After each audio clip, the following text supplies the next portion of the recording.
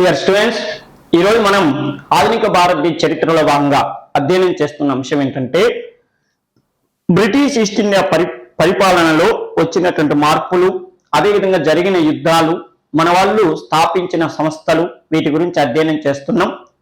అతి త్వరలో ఇండియన్ హిస్టరీలో మిడివల్ హిస్టరీ, ఏన్షియంట్ హిస్టరీతో పాటు మన ఆంధ్రప్రదేశ్ చరిత్ర, మన తెలంగాణ ఉద్యమం చరిత్రకు సంబంధించినవి కూడా మీకు అందిస్తాను. ప్రత్యేకంగా ఆధునిక భారతదేశ చరిత్ర మీద మాత్రం ఎక్కువగా కాన్సన్ట్రేషన్ చేయండి. స్టేట్ లెవెల్తో పాటు సెంట్రల్ లెవెల్ ఎగ్జామ్ కూడా ఉపయోగపడతాయి. ఎట్టి పరిస్థితుల్లో ఎన్సీఆర్టీ బుక్స్ని, తెలుగు అకాడమీ బుక్స్ని మాత్రం చదవటం మర్చిపోమాకండి. వీలైనంత వరకు నోట్స్ రాసుకోండి. ఇలాంటి బిట్లని ప్రతిరోజు ప్రాక్టీస్ చేయండి. మీకు సబ్జెక్ట్ ఎంత బాగా, మీరు ఏ పుస్తకం చదివినా, ప్రైవేట్ పబ్లికేషన్ చదువుతారా, తెలుగు అకాడమీ పుస్తకాలు చదివినా, ఏ పుస్తకం చదివినా రోజు ఒక గంట మాత్రం క్వశ్చన్స్ మాత్రం ప్రాక్టీస్ చేయటం మర్చిపోమాకండి.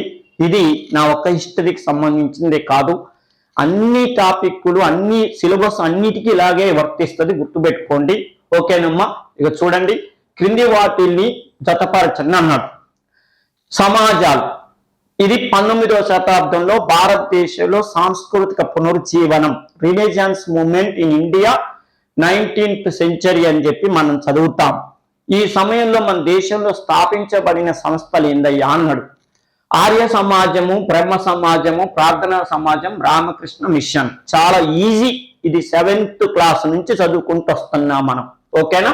రాజా రామ్మోహన్ రాయి, దయానంద సరస్వతి, వివేకానంద, ఎంజి రనడే. ఇంకా మీరే ఆన్సర్లు పెట్టేస్తారు. ఆర్య సమాజం అంటే దయానంద సరస్వతి, బ్రహ్మ సమాజం అంటే రాజా రామ్మోహన్ రాయ్, ప్రార్థనా సమాజం అంటే ఎంజి రనడే, మహాదేవ గోవింద రండే, రామకృష్ణ మిషన్ అంటే స్వామి వివేకానందుడు. అయిపోయిందా? ఈ మాత్రం దానికి మనం ఎందుకు ఎక్స్ప్లెయిన్ చేసుకోవటం అని మీకు డౌట్ రావచ్చు. అంటే ఇప్పుడే ప్రిపరేషన్ స్టార్ట్ చేసిన పిల్లవాడి దగ్గర నుంచి మనం మొదలు పెడితే అన్నీ చెప్పుకుందాం. ఎందుకంటే హై లెవెల్లో చెప్పుకుంటే మరి కొత్తగా డిగ్రీ చదువుకున్న పిల్లవాడు కూడా, కొత్తగా కాంపిటేటివ్ ఎగ్జామ్స్కి వస్తున్న పిల్లవాడు ఉంటాడు. వానికి కూడా ఈ టాపిక్లు అర్థం కావాలంటే అక్కడక్కడ చిన్న చిన్న సింపుల్ బిట్లు కూడా వస్తుంటాయి. ఎప్పటి నుంచో ప్రిపేర్ అవుతున్న వాళ్ళకి కొద్దిగా ఇబ్బంది కలగవచ్చు, కానీ తప్పదు. ఇంకో విషయం ఏంటంటే, అన్నీ నాకు తెలుసు అనే దానికంటే ప్రతి విషయం మీద అమాయకుల్లాగా దృష్టి పెడితేనే మనం సక్సెస్ అందుకుంటాం, అది గుర్తుపెట్టుకోండి. రెండో విషయం ఏంటంటే ఆర్య సమాజం.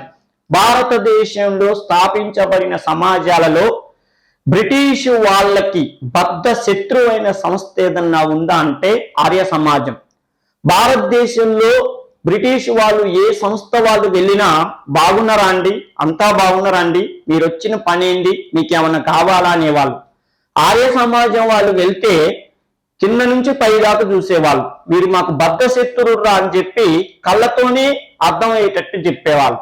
ఎందుకు ఇంత తేడా కనపరిచే వాళ్ళంటే, బ్రహ్మ సమాజం కానీ, ప్రార్థనా సమాజం కానీ, రామకృష్ణ మిషన్ ఏం చేసినాయి అంటే, సంఘంలో ఉన్న అసమానతలని రూపుమాపటం కోసం ఎక్కువ కాన్సన్ట్రేషన్ చేశారు.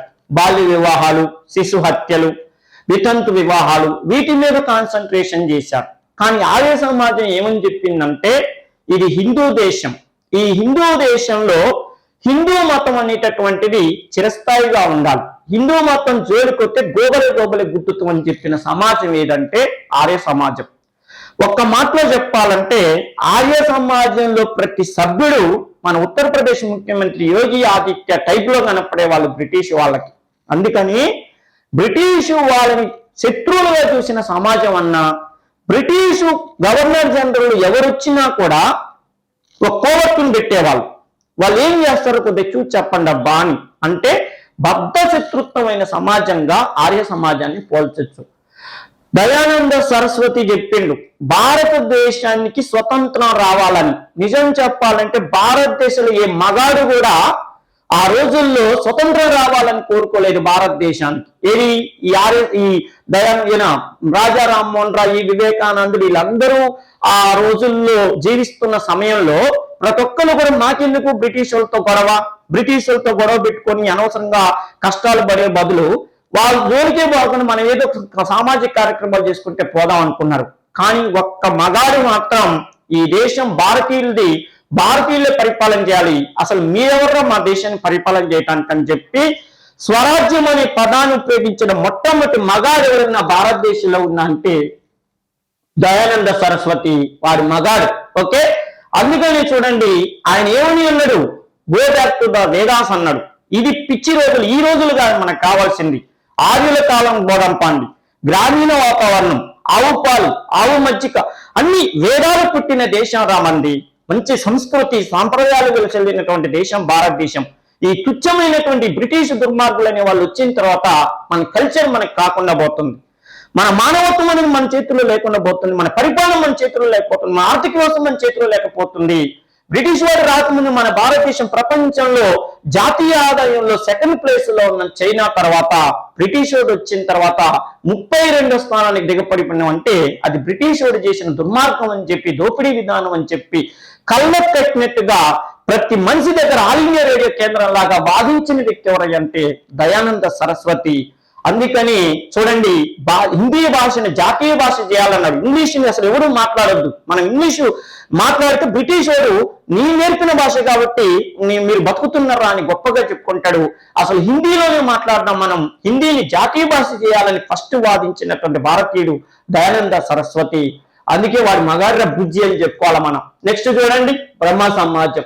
మరి నేను ఇంత పొగిడారు కదా, వీళ్ళందరూ తక్కువ వాళ్ళ అంటే వాళ్ళు తక్కువ వాళ్ళని చెప్పలే, వాళ్ళు సామాజిక సేవా కార్యక్రమాల మీద కాన్సన్ట్రేషన్ చేశారు. బ్రిటిష్ వాళ్ళతో శత్రుత్వం ఎందుకులే అన్నారు. ఇక్కడే చూడండి, భారతదేశంలో బ్రిటిష్ వాళ్ళు వెళ్ళిపోవాలని చెప్పిన వ్యక్తి ఈయన భారతదేశంలో బ్రిటిష్ వాళ్ళ అవసరాన్ని గుర్తించిన వ్యక్తి రాజా రామ్మోహన్ రాయ్. రాజా రామ్మోహన్ రాయ్ ఏమన్నాడు, మనం ఉండమన్నా వాళ్ళు ఉంటారు, ఉండమన్నా ఉండేవాళ్ళు కాదు, వెళ్ళిపోండన్నా వెళ్ళిపోయే వాళ్ళు కాదు. మనం అసలు మా నిమిత్త మాత్రులం, మనమేరం బ్రిటిష్ వాళ్ళని నువ్వు వెళ్ళిపో లేకపోతే నువ్వు ఉంటావా అని అడగటానికి. వాడు డిసైడ్ అయితే ఎప్పుడైనా వెళ్ళిపోవచ్చు లేదా ఉండనని ఉండొచ్చు. అందుకని వాళ్ళ జోలికి నేను వెళ్ళను, అవసరం వస్తే వాళ్ళ సహకారంతో కొంతవరకు భారతదేశానికి మేలు జరిగే పనులు చేస్తానని ఒక విధంగా ఉర్రూతలోకి ఇచ్చినటువంటి వ్యక్తి రాజా రామ్మోహన్ రాయ్. బ్రహ్మ సమాజాన్ని స్థాపించాడు. తర్వాత సంవాద తొమ్మిది అనే పత్రిక పెట్టాడు, బంగదూత్ అనే పత్రిక పెట్టాడు, మిరాతుల్ అక్బర్ అనే పత్రిక పెట్టాడు. ఇవన్నీ మీరు 7వ తరగతి 8వ తరగతిలోనే చదువుకుంటారు. కానీ ఇందాక నేను ఒక మాట వాడాను, ఏది, ఈ భారతదేశంలో బ్రిటిష్ వాళ్ళ వ్యతిరేకతను వ్యక్తం చేసిన సమాజం అంటేనేమో ఆర్య సమాజం పెట్టండి, భారతదేశంలో బ్రిటిష్ వాళ్ళని వ్యతిరేకించిన వ్యక్తి అంటేనో దయానంద సరస్వతి పేరు పెట్టండి, భారతదేశంలో బ్రిటిష్ వాళ్ళ అవసరాన్ని గుర్తించిన వ్యక్తి అంటేనో రాజా రామ్మోహన్ రాయ్ పేరు పెట్టండి, భారతదేశంలో బ్రిటిష్ వాళ్ళ సహకారంతో డెవలప్ అయిన సంస్థ అంటేనేమో బ్రహ్మ సమాజం పెట్టండి. ఓకే, నెక్స్ట్ ప్రార్థనా సమాజం. మీరు అక్కడక్కడ ఆటోలకి రోడ్ల మీద చూస్తుంటారు, ఆటోలు వెనక రాస్తారు, ప్రార్థించే పెదవుల కన్నా సహాయం చేసే చేతుల మిన్న అని. నా చిన్నప్పటి నుంచి చూస్తున్నా, ఆటోలకి ప్రార్థించే పెదవుల కన్నా సహాయం చేసే చేతుల మిన్న అని ఆటో వెనక పిల్లవాళ్ళు రాసుకుంటారు, ఆటో డ్రైవర్లు. ఓకే, అంటే కొద్దిగా హెల్పింగ్ నేచర్ ఉన్న వాళ్ళు. ఆ కొటేషన్ ని భారతదేశంలో తీసుకొచ్చినటువంటి సమాజం ఏదంటే ఈ ప్రార్థనా సమాజం.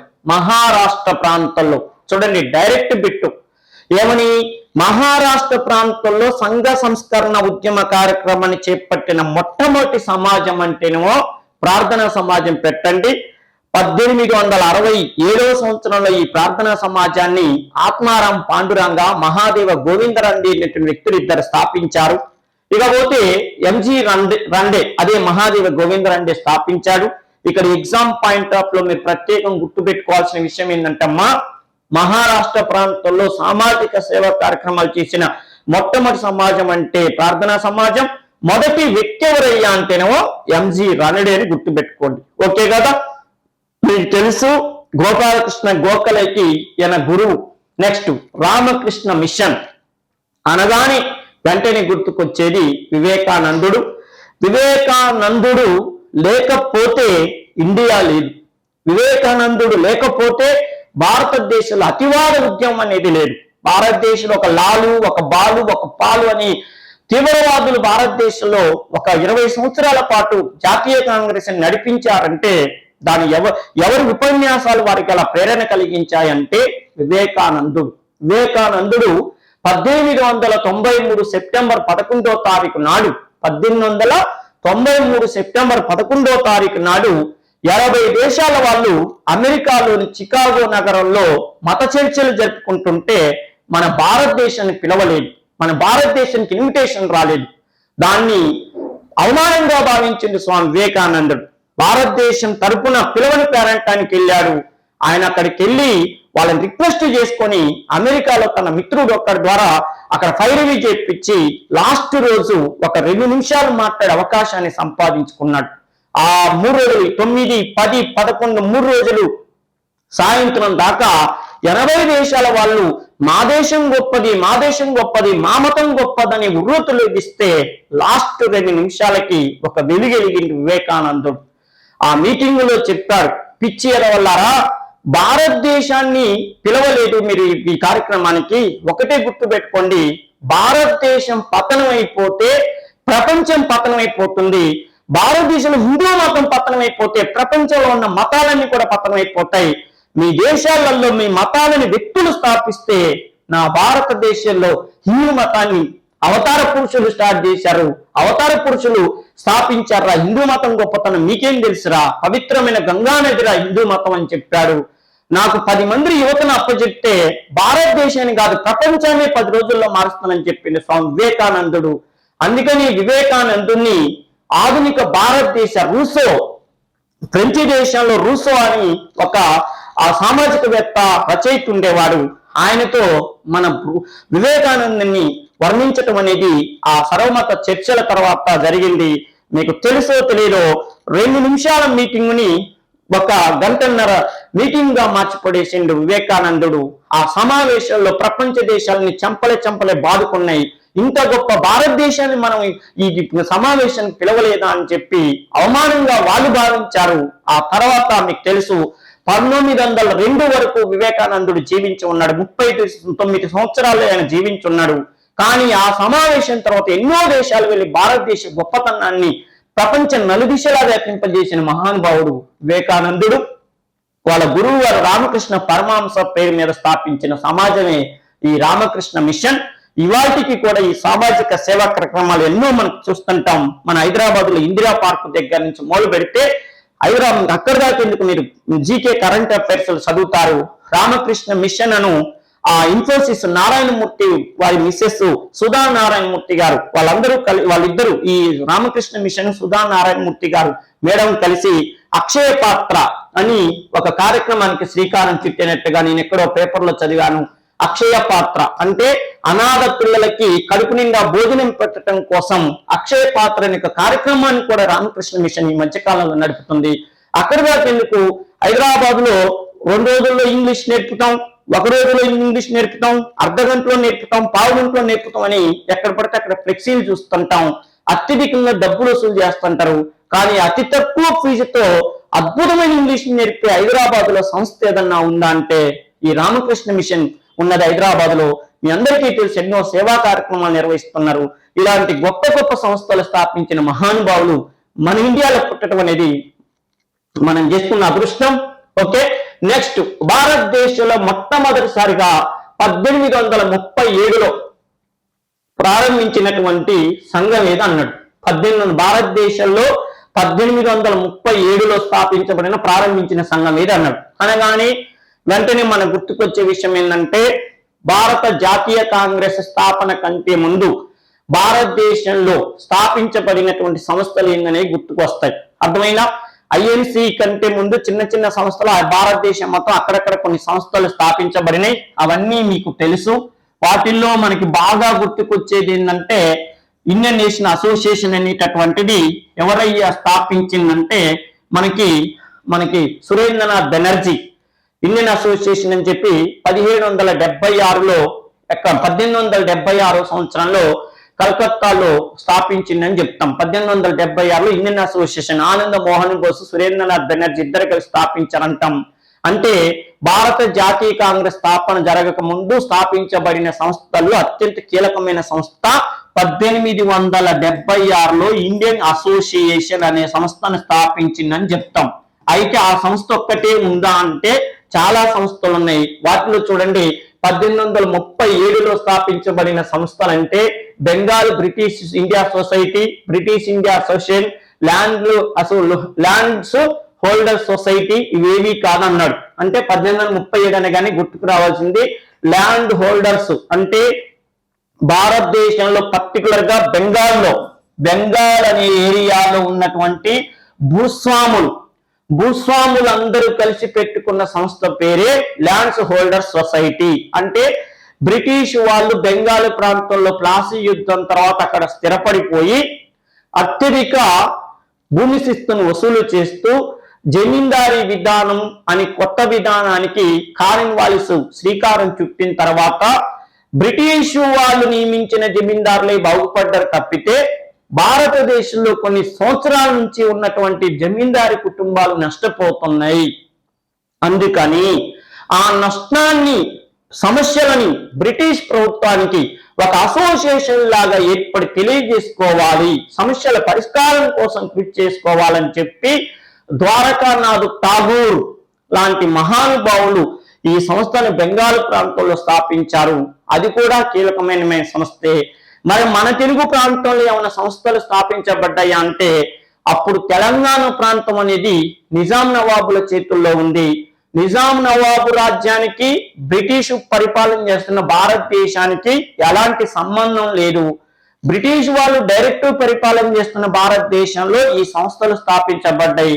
మరి నిజాం పరిపాలన చేస్తున్న ఏరియాలో ఉన్న సంస్థలు స్థాపించబడ్డాయి అంటే అది మనందరికీ తెలుసు. మనకి ఆంధ్ర మహాసభలు 1930 నుంచి వచ్చాయి. 1938లో రామానంద తీర్థ హైదరాబాద్ స్టేట్ కాంగ్రెస్ అనే సంస్థను స్థాపించాడు.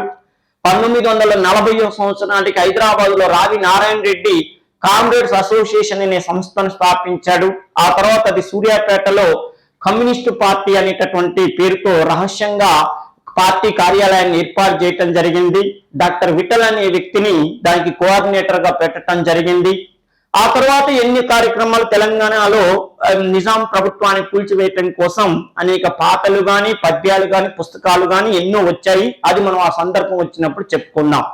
మరి మన ఆంధ్ర ప్రాంతంలో అంటే కోస్తా రాయలసీమ ప్రాంతంలో బ్రిటిష్ వాళ్ళు పరిపాలన చేస్తున్న ఈ సమయంలో ఐఎన్సి అంటే ఇండియన్ నేషనల్ కాంగ్రెస్ అనే సంస్థ స్థాపించడానికంటే ముందు ఏమన్నా సంస్థలు స్థాపించబడ్డాయా అంటే పర్టికులర్ గా మన కోస్తా జిల్లాలో గాని రాయలసీమ జిల్లాలో ఆ ఊర్లలో ఏ సంస్థలు స్థాపించబడలేదు. కానీ ఈ కోస్తా రాయలసీమకి అప్పుడు క్యాపిటల్ సిటీ మద్రాసు కాబట్టి మద్రాసులో స్థాపించబడ్డాయి. అంటే తమిళనాడు వాళ్ళకి తమిళనాడులో 18 జిల్లాల వాళ్ళకి ఓకేనా. అంటే వాళ్ళకి అప్పుడు పర్టికులర్ గా జిల్లాలు ఏంటంటే తెలంగాణ అప్పుడు ఈ ఆంధ్ర ఈ బ్రిటిష్ వాళ్ళ పాలనలో తమిళనాడులో మొత్తం జిల్లాలు ఎన్ని ఉన్నాయి అంటే 8 జిల్లాలే ఉన్నాయి. తమిళనాడు 8 జిల్లాలు, రాయలసీమలో 4 జిల్లాలు, కోస్తాలో 7 జిల్లాలు. అంటే 7, 4, 11 ప్లస్ 8 అంటే 19 జిల్లాలు. ఈ 19 జిల్లాలు కలిపి దాన్ని ఏమని పిలిచేవాళ్ళు? మద్రాస్ ప్రెసిడెన్సీ అని పిలిచేవాళ్ళు. ఈ మద్రాస్ ప్రెసిడెన్సీ అనే పేరు ఎందుకు వచ్చింది? కోస్తాకి రాయలసీమకి మద్రాసే క్యాపిటల్ సిటీ, తమిళనాడులకి మద్రాసే క్యాపిటల్ సిటీ. అందుకని దాన్ని మద్రాస్ ప్రెసిడెన్సీ లేదా ఉమ్మడి మద్రాసు రాష్ట్రం అని పిలిచేవాళ్ళు. ఈ సమయంలో ఈ భారత జాతీయ కాంగ్రెస్ స్థాపన జరగటానికంటే ముందు మద్రాసులో ఏమైనా సంస్థలు స్థాపించబడ్డాయా అంటే 1852లో ఒక సంస్థ స్థాపించబడింది. భారత జాతీయ కాంగ్రెస్ స్థాపన జరగటానికంటే ముందు.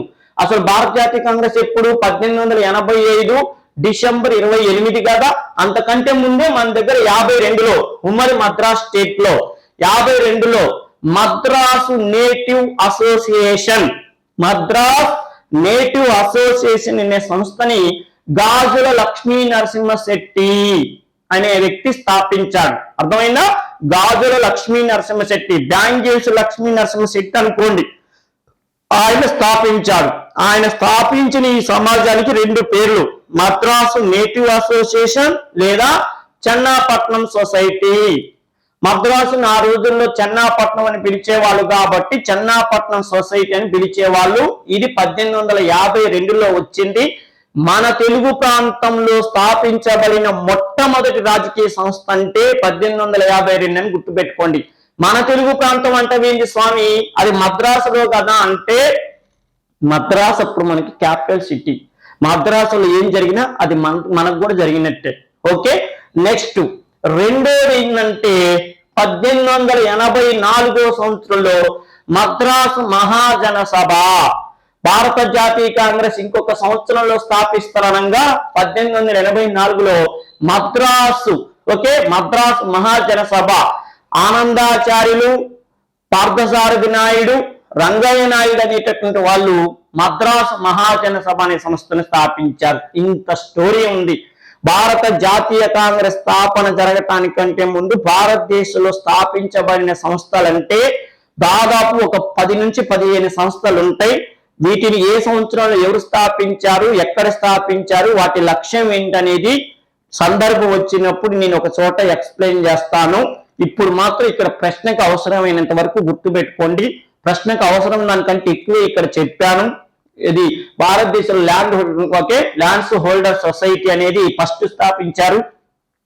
భారతదేశంలో జాతీయ కాంగ్రెస్ స్థాపన జరగటానికంటే ముందు ఆంధ్రాలో స్థాపించబడిన సంస్థలంటే ఈ రెండని గుర్తుపెట్టుకోండి. ఇన్ని సంస్థలున్నా జాతీయ కాంగ్రెస్ కంటే ముందు స్థాపించబడిన సంస్థలు అత్యంత కీలకమైన సంస్థ అంటే 1876లో స్థాపించబడిన ఇండియన్ అసోసియేషన్ అనేటటువంటిది అత్యంత కీలకమని గుర్తుపెట్టుకోండి. మీరు పొందారు కొన్ని మార్కులు. ఓకే, నెక్స్ట్ 1857 నాటి సిపాయిల తిరుగుబాటు గురించి. అందులో భారతదేశ ప్రజల భాగస్వామ్యం లేదు.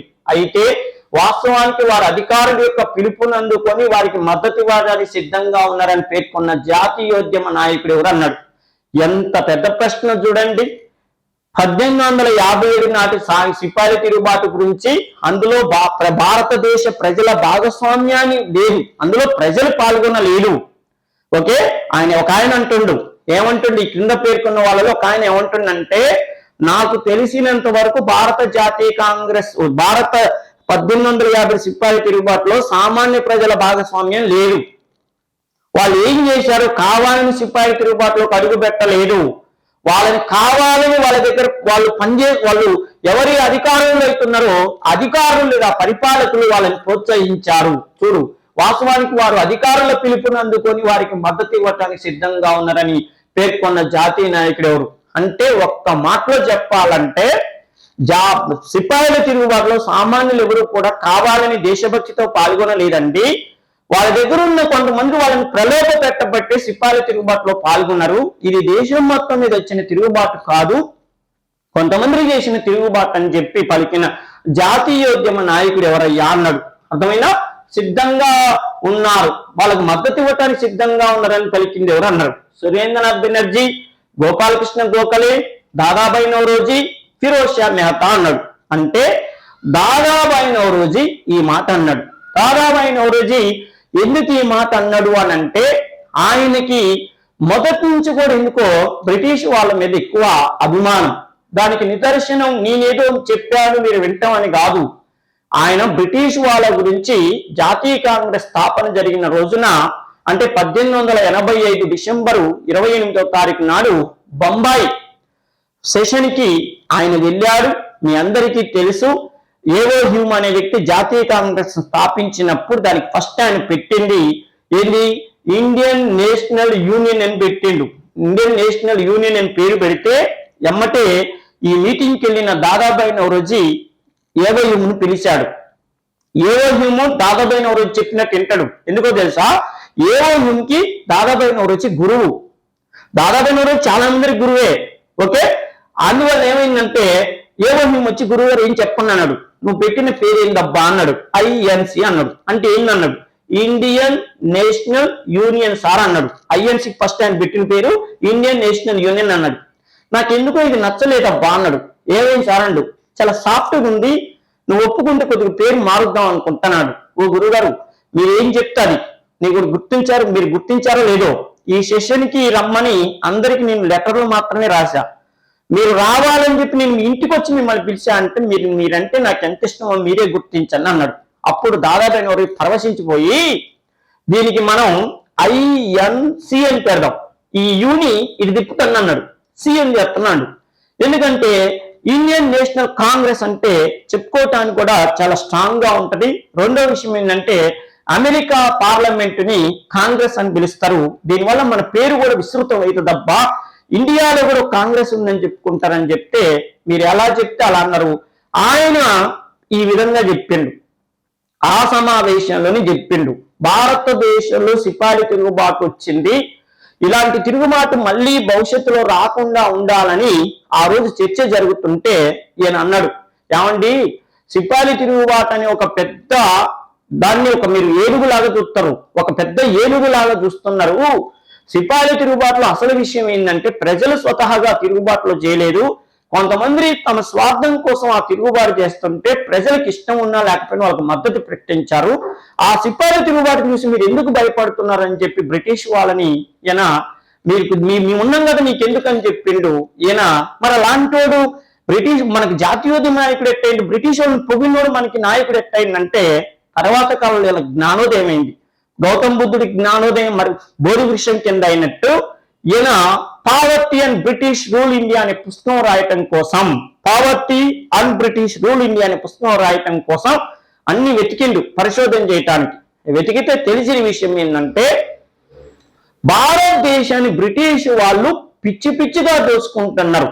ఎంత దోచుకుంటున్నారు అంటే 1757 నుంచి 1870 వరకు భారతదేశ డబ్బుని బ్రిటిష్ వాళ్ళు 1400 కోట్లు, ఇవాళకి కోట్లు అంటేనే భయం అవుతుంది, ఆ రోజుల్లో చూడు 1400 కోట్ల రూపాయలని బ్రిటన్ దేశానికి ఎలా హోమ్ ఛార్జీల రూపంలో తరలించారంట. ఛార్జీల రూపాయలు అంటే వాళ్ళ ఉద్యోగస్తులకి జీతాలు, ముడి పదార్థాలు అన్ని విషయం మీద భారతదేశం నుంచి తరలించారని చెప్పి ఆయన చదివి అప్పుడు పుస్తకం రాసిండు. వారిని దోపిడీల గురించి కానీ ఈ లెవెల్లో దోపిడీ చేస్తారని నేను అనుకోలేదురా అని చెప్పి అప్పుడు ఆయన జ్ఞానోదయం అయింది. మొదట్లో అయితే ఇట్లా స్టేట్మెంట్లు ఇచ్చిండు, తర్వాత దారిలోకి వచ్చాడు. నెక్స్ట్ క్రింది వాటిలో 1857 నాటి తిరుగుబాటుకు పరిపాలన ఆర్థిక పరమైన కారణాలు కానివేదన్నాడు. 1857 సిపాయిల తిరుగుబాటుకి పరిపాలన మరియు ఆర్థిక కారణాలు కానివి అన్నాడు. అంటే సైనిక ప్రభుత్వ ఉన్నత పదవులన్నీ ఐరోపా వారికి కట్టబెట్టడంతో భారతదేశంలోని దొరలు ప్రభువులు అధికారానికి దూరం అయ్యారు. ఇది అవునా? అదొక పక్కన పెడదాం. అవధును బ్రిటిష్ సామ్రాజ్యంలో విలీనం చేసిన తర్వాత ఇతర రాజ్యాల ప్రభువుల్లో భయం పట్టుకుందా? ఓకే. భూమి శిస్తు విధానంపై ప్రజల నుంచి తీవ్ర వ్యతిరేకత వచ్చిందా? పైవేది కాదా అన్నాడు. చూడండి, ప్రశ్న చదువుతుంటే కొద్దిగా కన్ఫ్యూజ్ అవుతుంది, కానీ పరిపాలనా పరమైన ఆర్థిక పరమైన కారణాలు కానిది అన్నాడు. కానీ ఆర్థిక అంటే ఇక భూమి శిస్తు ఆర్థిక అంటే ఇది ఆర్థికమైన కారణం. మరి పరిపాలన అంటే ఇక చూడు, సైనిక ప్రభుత్వ ఉన్నత పదవులంటే పరిపాలనగా, ఇది పరిపాలన. మరి పరిపాలన అయింది ఇది, ఆర్థికమైంది ఇది. మరి పరిపాలన ఆర్థిక పరం కానిది ఏదంటే అవధును బ్రిటిష్ సామ్రాజ్యంలో కలపటం అనేది ఇది పరిపాలన కిందికి రాదు. అంటే ఉద్యోగస్తులను నియమించటం, మనోళ్ళని బ్రిటిష్ ఉద్యోగస్తుల్ని తీసుకొచ్చి మనోళ్ళకి ఉద్యోగాలు ఇవ్వకపోవటం అనేది కాదు. నెక్స్ట్ భూమి శిస్తు అనేది ఆర్థిక పరమైన విషయం, మనల్ని దోచుకున్నారు కాబట్టి వ్యతిరేకత వచ్చింది. మరి అవధు అంటే అయోధ్య, అవధు మీన్స్ అయోధ్య నువ్వు బ్రిటిష్ సామ్రాజ్యంలో విలీనం చేయటం అంటే ఇది పరిపాలన కాదు, ఆర్థికం కాదు. ఏ కారణం అవుతుందయ్యా అంటే రాజకీయ కారణం అవుతుంది, పొలిటికల్ ఇష్యూ అవుతుంది. ఈ రాజకీయ కారణంతో వచ్చిందే సిపాయిల తిరుగుబాటు. చూడండి, అవధును బ్రిటిష్ సామ్రాజ్యాలు విలీనం చేసిన తర్వాత ఇతర రాజ్యాల ప్రభువుల్లో భయం పట్టుకుందా అన్నాడు. పట్టుకుంది. 1856 వరకు అయోధ్య రాజులు బ్రిటిష్ వాళ్ళు వేసే ప్రతి అడుగులకి మడుగులేశారు. బ్రిటిష్ వాళ్ళు ఏం చెప్తే అది విన్నారు.